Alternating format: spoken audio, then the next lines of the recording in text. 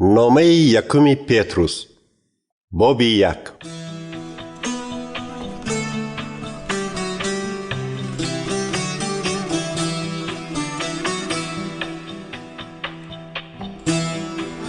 سلام از نام پتروس، فرستاده عیسی مسیح. من این نامه را به انتخاب شدگان خدا که در ولایت‌های روم، پانتوس، غلاطیه، کپادوکیه، آسیا و بیتونیه غریب و پراکندند می نویسم. خدا پدر شما را از قدیم موافق پیشبینی خود انتخاب نموده است. این چنین روح القدس یعنی روح خدا شما را از جهان جدا کرده مقدس نموده است تا که به عیسی مسیح اطاعت کنید و به واسطه خون او از گناهایتان پاک شوید. بگذار در حیاتتان فیض و مهربانی و آسایشتگی خدا زیاد گردد. حمد و ثنا به خدا که پدر خداوند ما عیسی مسیح است. او عیسی مسیح را از مرگ زنده کرده با مهربانی بزرگ خود به ما تولد نو و امید حیات بخش داده است. این چیزها را خدا به ما چون میراث داده است که هرگز نمی پوسد، کهنه و یا ویران نمی شود. او این میراث را برای شما در آسمان نگاه می دارد. خدا با قوه خود و به واسطه ایمانتان شما را برای نجات نگاه می دارد تا وقتی که نجات او در زمان آخر به همه آشکار شود. این را دانسته شما شاد و خرسند هستید، حتی اگر از سنجش های گوناگون زندگی کمی عذاب کشید. این سنجش ها حقیقی بودن ایمانتان را اثبات می کنند. ایمان شما به طلای مانند است که هنگام از آتش گذشتن تازه تر می شود. ولی ایمانتان از طلایی که نابود می شود گرانبهاتر است. اگر ایمانتان استوار ماند، شما در روز آشکار شدن عیسی مسیح سزاوار تعریف و احترام می گردید. گرچنده که شما عیسی را ندیده بودید، او را دوست می دارید و حالا هم او را ندیده به او ایمان دارید. از این شما به نهایت شاد و خرسند هستید، چون که به مقصد ایمانتان یعنی به نجات یافتن خود نزدیک شده ایستاده اید. این همان نجاتی بود که پیغمبران جستجو کرده فهمیدن می‌خواستند وقتی که درباره فیض و مهربانی آینده خدا که نصیب شما گردیده است پیشگویی می‌کردند. روح مسیح پیغمبران را الهام بخشیده به واسطه آنها درباره عذاب او و شأن و شرف بعدینش پیشگویی می‌کرد. بنابراین آنها زمان و حالت آن واقعه ها را فهمیدن می‌خواستند. با پیغمبران عیان شد که آنها نه برای خود بلکه برای شما پیشگویی می‌کردند. حالا باشد این خوشخبر را روح القدس از آسمان فرستاده شده به واسطه آدمان به شما اعلان نموده است. این خوشخبر درباره عیسی مسیح چنان عجایب است که حتی فرشتگان آن را فهمیدن می‌خواهند. برای همین همیشه هوشیار و به هر عملی نیک تیار باشید. به خدای مهربان پره امید بندید که او در روز آمدن عیسی مسیح شما را نجات می‌دهد. همچون فرزندان اطاعتکار خدا نگذارید که خواهش و هوس‌های بد چون در زمانهایی که خدا را نمی‌شناختید حیات شما را اداره کنند.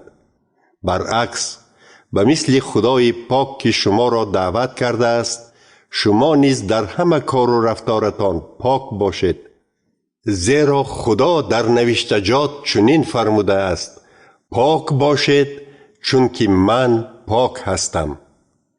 شما خدا را پدر خود می حسابید و می دانید که او همه را با یک چشم نگاه کرده موافق کارشان داوری می کند.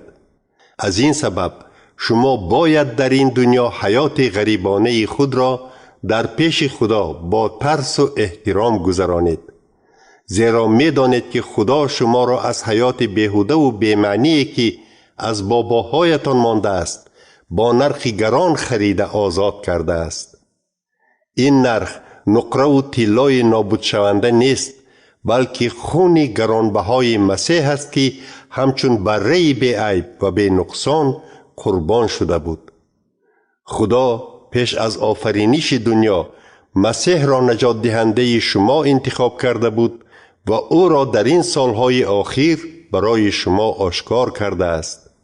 آخر شما به واسطه مسیح به خدا ایمان آوردید و به او امید می‌بندید، چون که خدا مسیح را از مرگ زنده کرده او را صاحب شأن و شرف گردانده است. اکنون شما به حقیقتی که خوشخبر آشکار می‌کند اطاعت کرده از گناهایتان پاک شدید. برای همین شما باید به هم دیگر چون برادر و خواهر محبت صمیمی اظهار نمایید. یک دیگر را از دل و جان دوست دارید، زیرا شما نه از تخم عادی به دنیا آمده اید، بلکه به واسطه تخم حیات ابدی از نو تولد شده اید. حیات نوی شما تا ابد دوام می‌یابد، چون که از کلام خدا که زنده و ابدی است به وجود آمده است. چنان که در نوشتجات گفته شده است: آدمی زاد مثل علف است و زیباییش چون گلی صحراست. علف خشک و گل پژمرده می شود، ولی کلام خداوند تا ابد باقی می ماند. این کلام همان خوشخبری است که به شما اعلان شده است.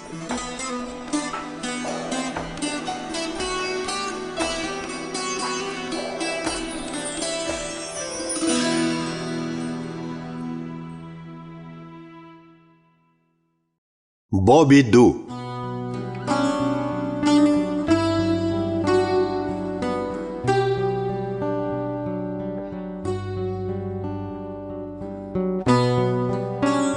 بنابراین از هر گونه بدی، دروغ، درویگی، حسد و تهمت دست کشید.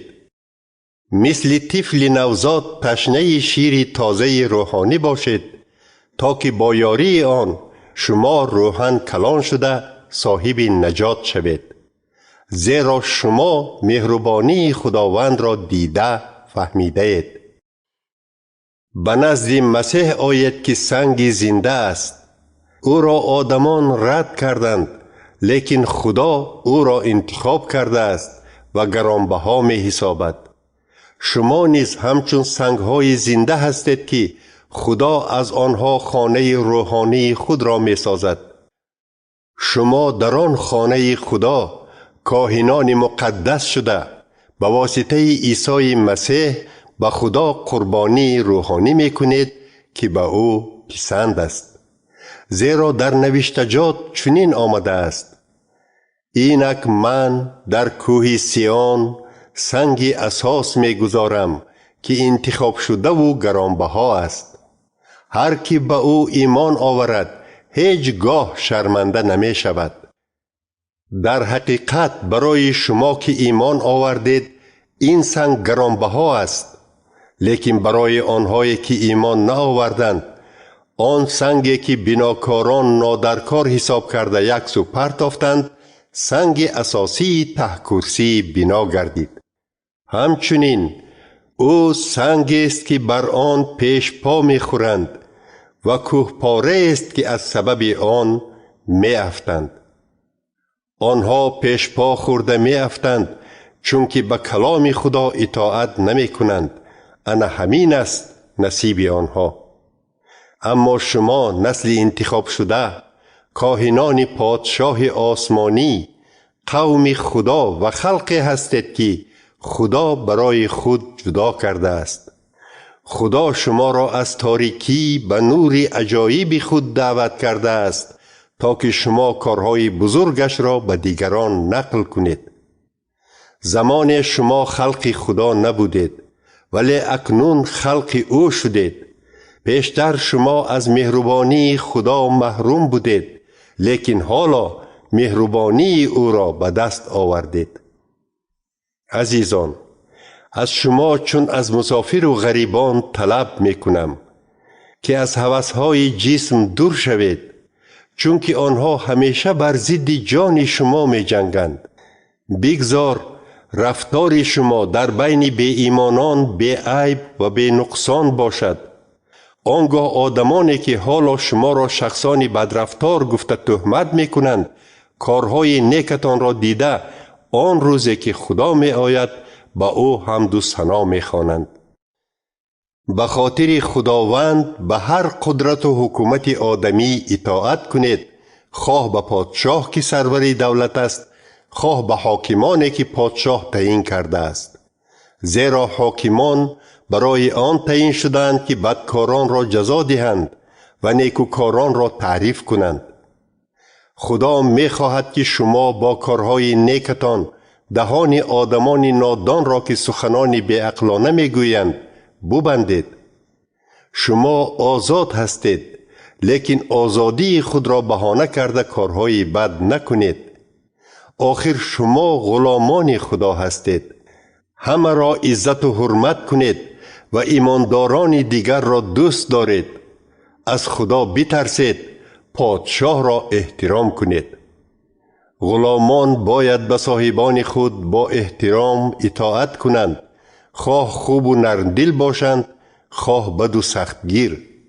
زیرا به خدا پسند است وقتی که شما برای کارهای نیک عذاب کشیده طاقت میکنید. اگر شما را برای رفتار بد زنند چه جای تعریف؟ اما اگر کارهای نیک کرده عذاب کشید و طاقت کنید، پس سزاوار تعریف خدا می شوید. آخر خدا شما را برای کارهای نیک دعوت نموده است.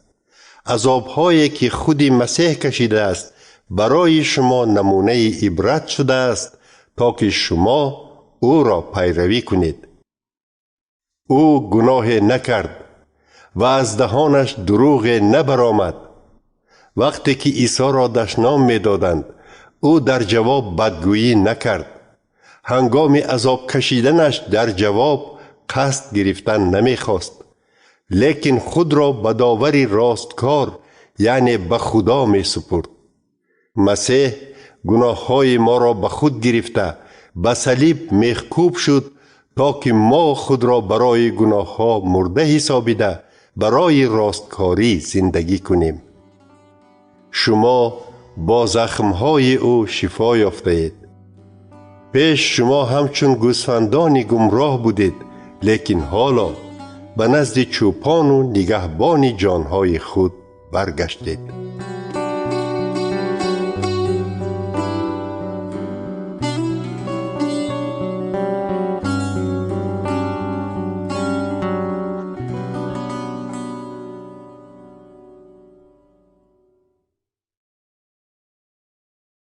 باب 3.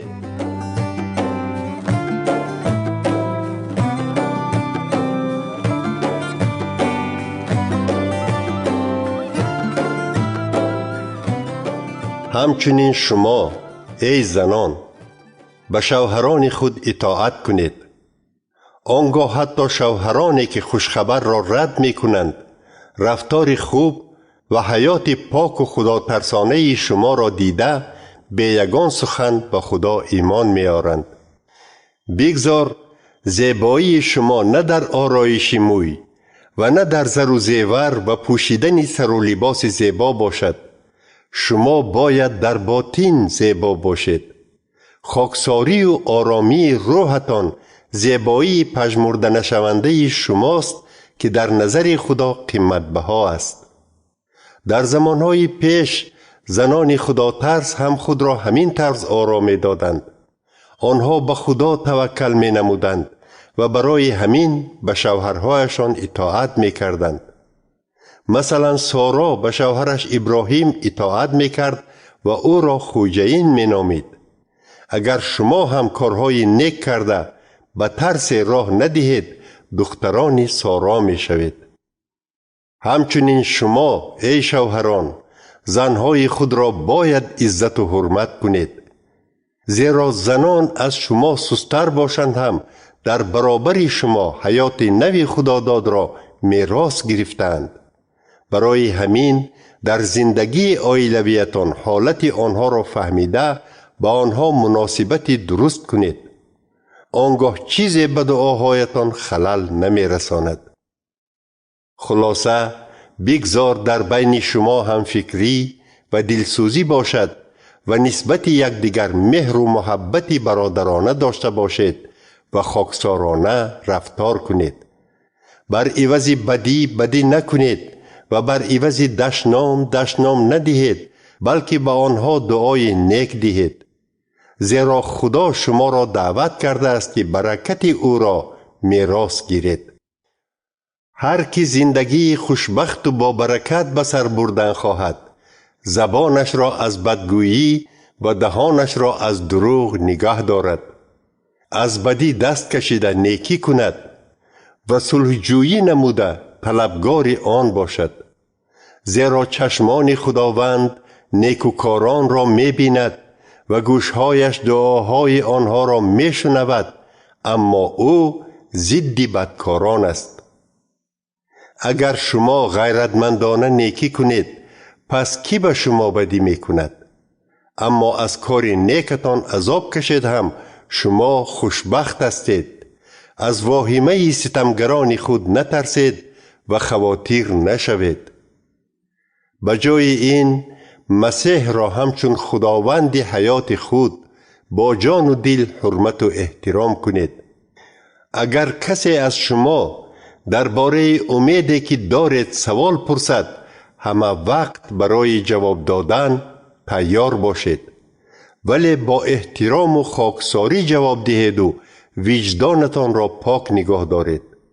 همین طور آنهایی که با وجود دیدن رفتار نیکتان شما را همچون پیروان مسیح تهمت و حقارت می کنند، از گپهای خود شرمنده خواهند شد.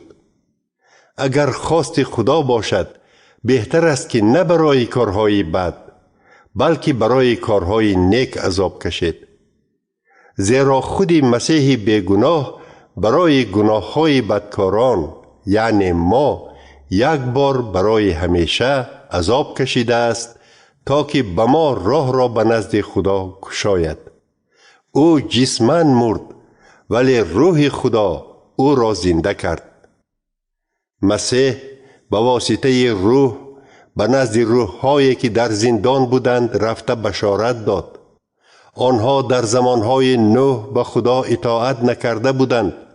هنگامی که نوح کشتی را می ساخت، خدا با صبرانه انتظار بود که آنها توبه کنند، اما در کشتی از آب طوفان تنها 8 نفر نجات یافت. این حکایه تصویر تعمید یعنی رمز شستن گناه ها در آب است که شما را به واسطه قوه زنده شوی عیسی مسیح نجات می دهد. به جا آوردن تعمید شستن چرک بدن نیست، بلکه به واسطه آن شما وعده می دهید که وجدان خود را پاک نگاه می دارید. مسیح به آسمان برآمده از دست راست خدا نشست و همه فرشتگان و قوه های نیک و بد روحانی زیر دست او شدند.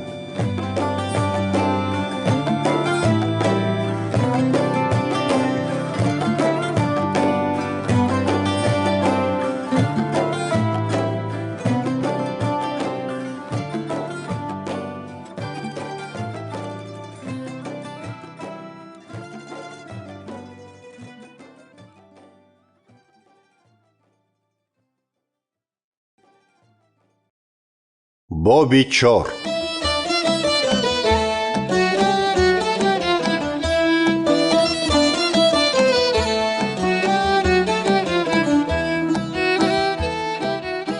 از بس که مسیح جسماً عذاب کشید، شما نیز برای از سر گذراندن عذابها تیار باشید.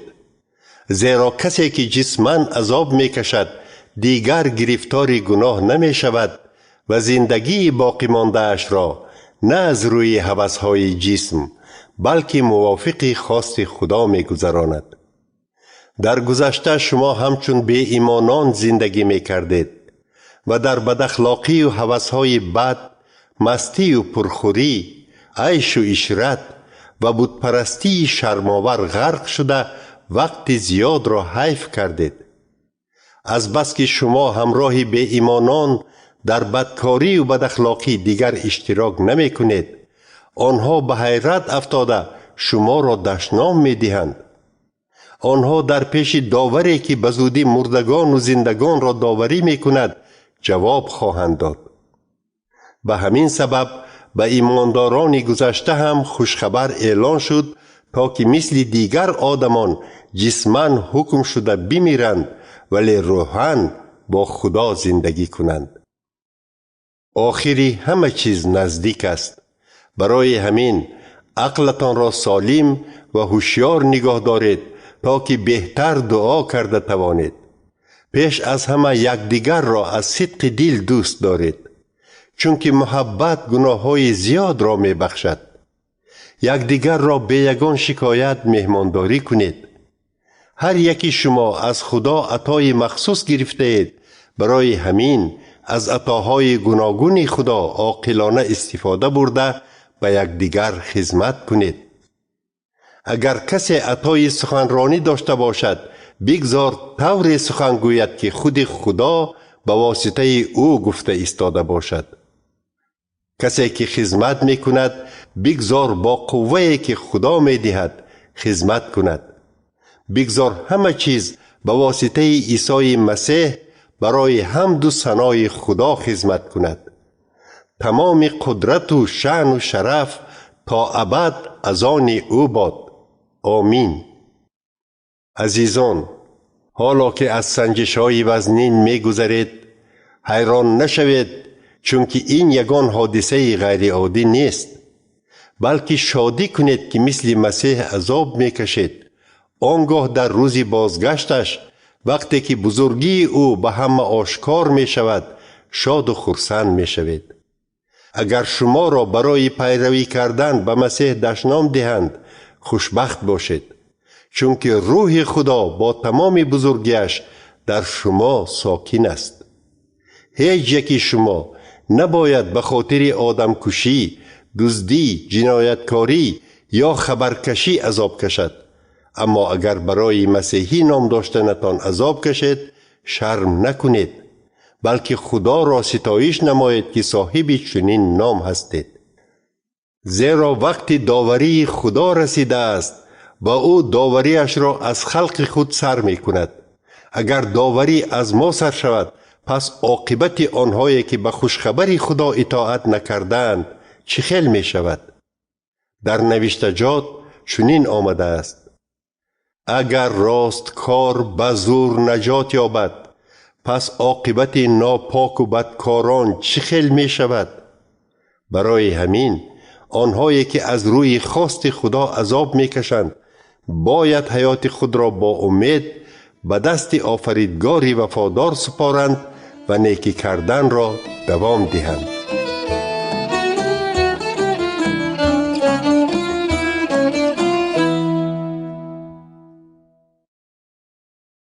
باب 5.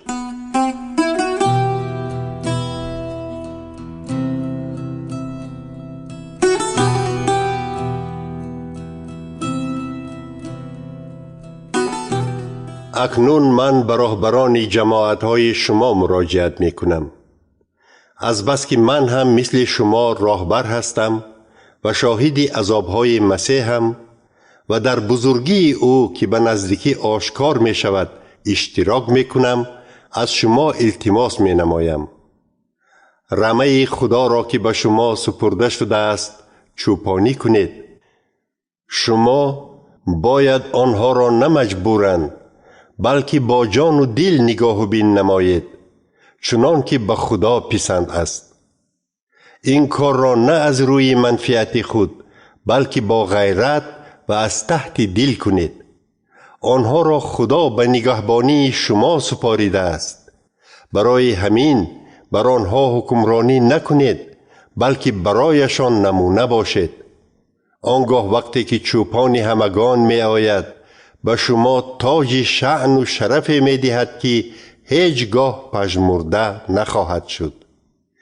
اینچنین شما ایمانداران جوان به راهبران جماعت خود اطاعت کنید. همه باید به یکدیگر خاکسارانه خدمت کنند، چون که خدا ضد هوا بلندان است، ولی به خاکساران فیض و مهربانی می بخشد. اینک به قدرت بزرگ خدا تکیه نموده فروتن شوید و او در وقت معین شما را سربلند می کند. همه غم و تشویش هایتان را به خدا سپارید، چون که او غمخوار شماست. بیدار و هوشیار باشید، چون که دشمن شما شیطان مثل شیر غران ایمانداران را شکار نموده فرو بردن می خواهد. شما باید با ایمان استوار با او مقابلت کنید، چون که می دانید که در تمام جهان ایمانداران دیگر نیز مثل شما عذاب و عقوبت می کشند. ولی خدا سرچشمه هر گونه فیض و مهربانی است و او شما را به واسطه ایمان به عیسی مسیح دعوت نموده است که در بزرگی ابدی او اشتراک کنید. او خودش بعد از عذابهای نچندان زیادتان شما را برقرار و استوار، پرزور و مستحکم می‌گرداند. تمام قدرت تا ابد از آن او باد. آمین. من این نامه کوتاه را با یاری برادری وفادارم سیلا نوشتم. مقصدم این بود که شما را روح بلند کنم و شهادت دهم که این همه فیض و مهربانی صمیمی خداست. فیض خدا را محکم نگه دارید. جماعت ایمانداران شهر بابیل که مثل شما از جانب خدا انتخاب شده است و پسری روحانیم مرقس به شما سلام می رسانند. یکدیگر را دوستانه بوسیده سلام گویید. به همه شما که در یگانگی با مسیح هستید صلح و آسایشتگی باد.